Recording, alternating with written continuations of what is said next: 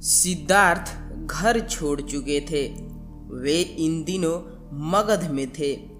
वहां का राजा बिंबिसार का शासन था। सिद्धार्थ नदी में स्नान कर रहे थे, तभी देखा कि एक गरेड़िया भेड़ बकरियों का झुंड लेकर जा रहा था। सिद्धार्थ ने उस गरेड़िए से पूछा, इन्हें लेकर कहाँ जा रहे हो? गरेड़िया ने बताया, राजभवन में धर्म यज्ञ चल रहा है, वहाँ पशु बलि दी जाएगी। उस बलि के लिए ही इन पशुओं के लिए जा रहा हूँ। पशु बलि का नाम सुनकर सिद्धार्थ को धक्का लगा। उन्होंने मन ही मन में तय किया कि वे पशु बलि को रोकेंगे। वे बकरियों के झुंड के साथ चलने लगे। कंधे में एक छोटी बच्चे बकरे के बैठा लिया, क्योंकि वह चल नहीं पा रहा था। सन्यासी वेश में सिद्धार्थ को जो देखता ठग सा रह जाता। राजभवन में यज्ञ में आहुतियां दी जा रही थी। पशुओं का झुंड देखकर पंडित खुश हो गए। महाराज बिंबिसार को बलि के लिए बुलाया गया। एक पुष्ट बकरे को तैयार किया गया।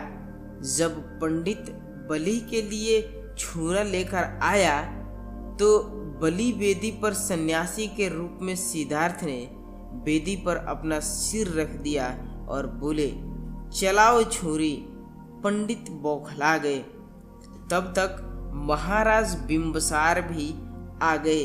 सिद्धार्थ ने उनसे संबोधित किया कि धर्म की आड़ में इन मूक निर्दोष प्राणियों को मारने का अधिकार आपको किसने दिया है? राजन, धर्म की प्राप्ति निरीह प्राणियों की हिंसा में नहीं है।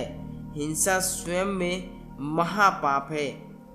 यह बात राजा को छू गई। उन्होंने तुरंत अपने राज्य में प्राणी हिंसा पर प्रतिबंध लगा दिया। सिद्धार्थ वन की ओर लौट आए। दोस्तों, इस कहानी से हमें शिक्षा ये मिलती है कि हमें बिना मतलब का काम नहीं करना चाहिए। अगर हम किसी भी पशु का बलि चढ़ाते हैं तो वो सही नहीं है।